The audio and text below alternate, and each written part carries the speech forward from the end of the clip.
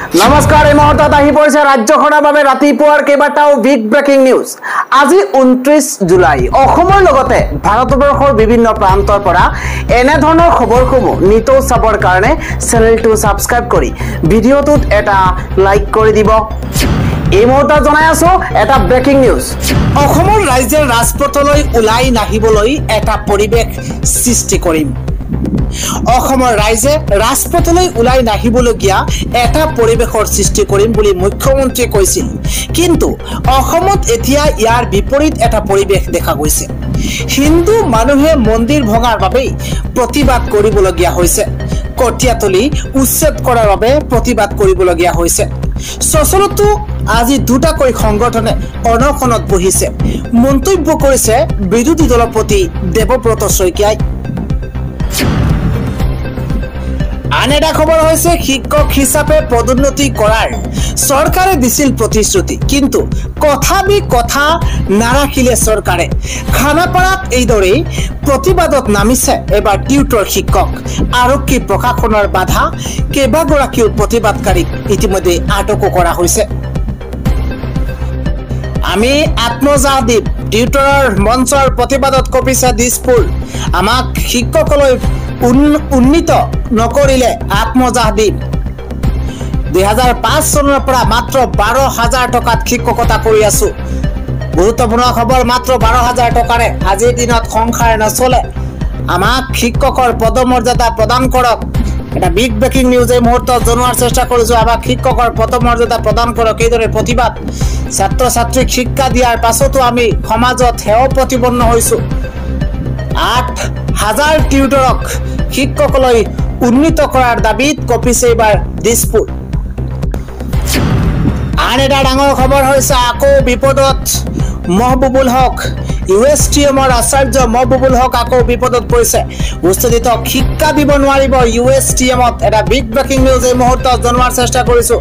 উচ্চশিক্ষক শিক্ষা প্ৰদান কৰাৰ আশ্বাস দি বিপদত পৰিছে মহবুবুল হক।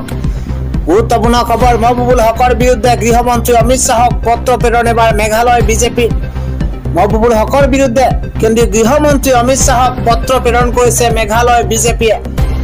গোৱালপাৰাত উচ্ছেদিত হোৱাৰ ছাত্ৰ ছাত্ৰীৰ শিক্ষা গ্ৰহণৰ আশ্বাস দিছিল USTMে। আৰু মহবুবুল হকৰ সামাজিক মাধ্যমৰ মন্তব্যক লৈ জাঙুৰ খাই উঠিছে মেঘালয় বিজেপি। মেঘালয়ত কোনো পৰ্যায়ত উচ্ছেদিতক সোমাবলৈ দিয়া নহব বুলি সকিয়নি দিয়া হৈছে। শিক্ষা হওক অথবা অন্য ক্ষেত্ৰতে অসমৰ উচ্ছেদিতৰ স্থান নাই মেঘালয়ত। মেঘালয়ত এইসকল লোক প্ৰৱেশ কৰিলে জনগাঁথনি পৰিৱৰ্তন হ'ব বুলি মন্তব্য মেঘালয় বিজেপিৰ। মহবুবুল হকৰ মন্তব্যৰ বিৰুদ্ধে এবাৰ কনৰাড চাংমালৈ পত্ৰ প্ৰেৰণ কৰিছে মেঘালয় বিজেপিয়ে। উচ্ছেদিতক শিক্ষা প্ৰদান কৰাৰ আশ্বাস দি বিপদত পৰিছে USTMৰ আচাৰ্য মহবুবুল হক।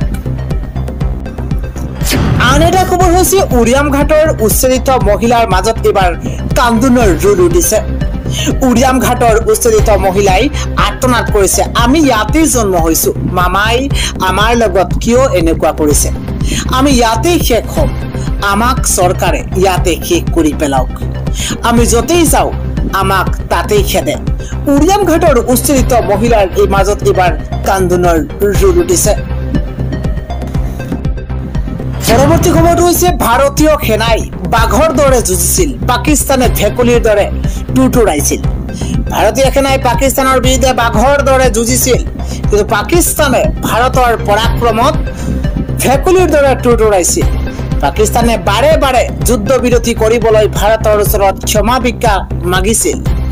বিৰোধীয়ে আমাৰ কিমান বিমান ধ্বংস হল সেইটোহে সোধে। পাকিস্তানৰ কিমান বিমান ভাৰতীয় সেনাই ধ্বংস কৰিলে সেইটো নুসুধে। বিৰোধীয়ে যদি সোধে অপাৰেচন সিন্দুৰ সফল হৈছিল নে, আমাৰ উত্তৰ হ'ব সম্পূৰ্ণ বিফল হৈছে। বিৰোধীয়ে যদি সোধে পাকিস্তানৰ বিৰুদ্ধে যুদ্ধত ভাৰতীয় সেনাৰ কিবা ক্ষতি হৈছে নেকি, বিৰোধীয়ে যদি সোধে পাকিস্তানৰ বিৰুদ্ধে যুদ্ধত ভাৰতীয় সেনাৰ কিবা হৈছে নেকি, আমাৰ স্পষ্ট উত্তৰ হ'ব কোনো ক্ষতি হোৱা নাই। অপাৰেচন সিন্দুৰক লৈ হোৱা আলোচনাত পাকিস্তানৰ মিছা তথ্য উদঙাইছে মন্ত্ৰী ৰাজনাথ সিঙে। পাকিস্তানৰ লগতে বিৰোধীকো তোলা দুনা ভাৰতীয় প্ৰতিৰক্ষা মন্ত্ৰীগৰাকীৰ ভাৰতীয় সেনাই পাকিস্তানৰ বিৰুদ্ধে বাঘৰ দৰে যুঁজিছিল, কিন্তু পাকিস্তানে ভাৰতৰ পৰাক্ৰমত ভেকুলীৰ দৰে টুটুৰাইছিল। আন এটা খবৰ হৈছে বিটিআৰ নিৰ্বাচনৰ পূৰ্বে বিজেপিত এবাৰ মুখ্যম আঘাত। 3জনকৈ জনজাতীয় নেতাই ত্যাগ কৰিছে এই মুহূৰ্তত বিজেপি। পৰ্বতজোৰা মণ্ডল বিজেপিৰ উপসভাপতি অষ্টমা ৰাভা, নিৰুপম ৰাভাৰ দলত্যাগ। গুৰুত্বপূৰ্ণ খবৰ এই মুহূৰ্তত সাধাৰণ সম্পাদক ৰাজা খাওৰাম মুছাহাৰীৰো দল ত্যাগ। 3জন নেতাই দল ত্যাগ কৰি যোগ দিছে UPPLত। 3 জনজাতীয় নেতাৰ দলত্যাগক লৈ বিজেপিত এতিয়া জোকাৰণিৰ সৃষ্টি হৈছে। আন এটা খবৰ হৈছে উচ্ছেদ কৰি বাংলাদেশী সমস্যা সমাধান কৰিম বুলি চৰকাৰে যি কথা কৈছে সেইটো গছত গৰু উঠা কথা কৈছে। উচ্ছেদ সন্দৰ্ভত অসম জাতীয়তাবাদী যুৱ ছাত্ৰ পৰিষদৰ সভাপতি পলাশ চাংমাই এইদৰে প্ৰতিক্ৰিয়া প্ৰকাশ কৰিছে। তেওঁ কয় যে উচ্ছেদ কৰি বাংলাদেশী সমস্যা সমাধান কৰিম বুলি চৰকাৰে যি কথা উল্লেখ কৰিছে, যি কথা কৈছে সেইটো গছত গৰু উঠা কথা কৈছে। আন এটা খবৰ, যদি উচ্ছেদিত সকল বাংলাদেশী হয় তেন্তে তেওঁলোকক কিয় সংস্থাপন দিছে? যদি বাংলাদেশী হয় তেন্তে তেওঁলোকক কিয় 50,000কৈ ক্ষতিপূৰণৰ বাবদ টকা দিছে চৰকাৰে? যদি বাংলাদেশী হয় তেন্তে তেওঁলোকক কিয় ধৰি বান্ধি বাংলাদেশত থৈ অহা নাই চৰকাৰে? উচ্ছেদিতৰ নামত অমানৱীয় কাম কৰিছে হিমন্ত বিশ্ব শৰ্মাই।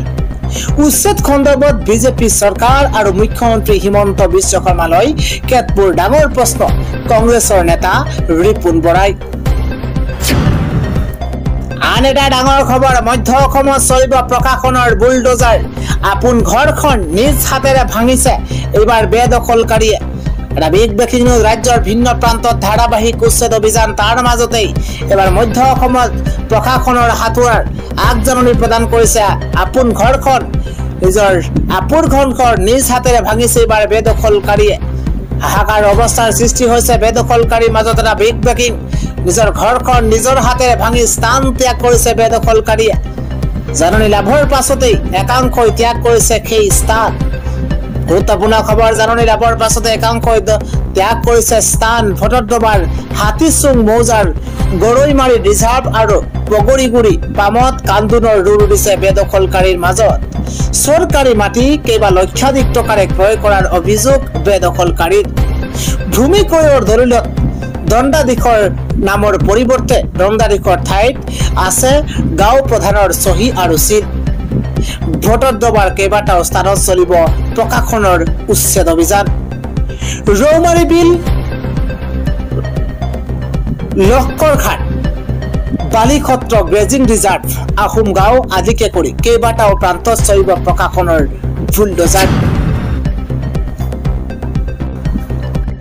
আন এটা ডাঙৰ খবৰ হৈছে মুছলমানক এইবাৰ অঘৰী বনাব খুজিছে এইখন চৰকাৰে। জীৱন্তে মৃত্যুমুখলৈ মুছলমানক ঠেলি দিছে চৰকাৰে। এইদৰে কোনে অভিযোগ উত্থাপন কৰিছে হিমন্ত বিশ্ব শৰ্মা চৰকাৰখনক কোনে টাৰ্গেট কৰি এইদৰে মন্তব্য কৰিছে প্ৰতিটো শেহতীয়া আপডেট জনোৱাৰ চেষ্টা কৰিছো। Big breaking news. 2026ত পুনৰবাৰ মুখ্যমন্ত্ৰী হ'ব নোৱাৰে ডক্টৰ হিমন্ত বিশ্ব শৰ্মা। মুছলমানৰ ঘৰ বাৰী ভাঙি হাৰাশাস্তি কৰাৰ বাবে পৰিণাম ভুগিব হিমন্ত বিশ্ব শৰ্মা চৰকাৰে। মুছলমানৰ ঘৰ বাৰী ভাঙি হাৰাশাস্তি কৰাৰ বাবে পৰিণাম ভুগিব চৰকাৰে।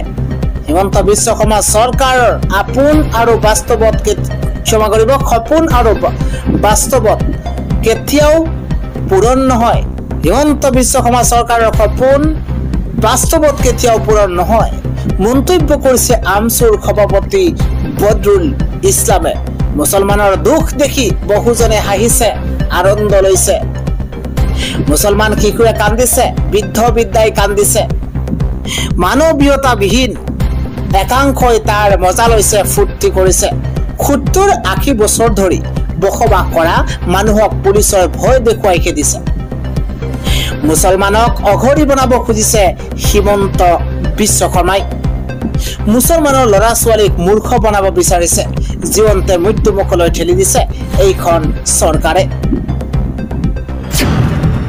আন এটা খবৰ হৈছে শ্ৰীভূমিৰ নীলাম বজাৰত কংগ্ৰেছৰ সভাত প্ৰচণ্ড মাৰপিটৰ ঘটনা কংগ্ৰেছ কৰ্মী আৰু জিলা পৰিষদৰ সদস্যৰ মাজত এই প্ৰচণ্ড মাৰপিটৰ ঘটনা সংঘটিত হৈছে উত্তপ্ত পৰিস্থিতি দেখি সভাৰ পৰা পলায়ন কৰিছে সভাপতি গৰাকীয়ে পৰিস্থিতি নিয়ন্ত্ৰণৰ বাবে উপস্থিত হৈছে নীলাম বজাৰ আৰক্ষী পৰৱৰ্তী খবৰ এই মছজিদখনলৈ আপোনালোকে ভালদৰে মন কৰক ব্ৰহ্মপুত্ৰৰ কোবালখোটত চকুৰ পলকতেই এই ঐতিহাসিক মছজিদখন জাহ গৈছে ব্ৰহ্মপুত্ৰৰ বুকুত লুইতৰ অন কেমেৰাত লুইতৰ বুকুত জাহ গৈছে এই মছজিদখন ৰক্ষা পৰা নাই বাছমুৰা গাঁৱৰ এই মছজিদ ব্ৰহ্মপুত্ৰৰ প্ৰবলখোটে উঠুৱাই নিছে এই মছজিদখন ফকীৰগঞ্জৰ বাছমুৰা গাঁৱৰ ৰাইজে এতিয়া কান্দোনৰ ৰোল আল্লাহৰ ৰহমত পাবলৈ দোৱা প্ৰাৰ্থনা গাঁওবাসীৰ কিয়নো অন কেমেৰাত লুইতত জাহ গৈছে এই মছজিদখন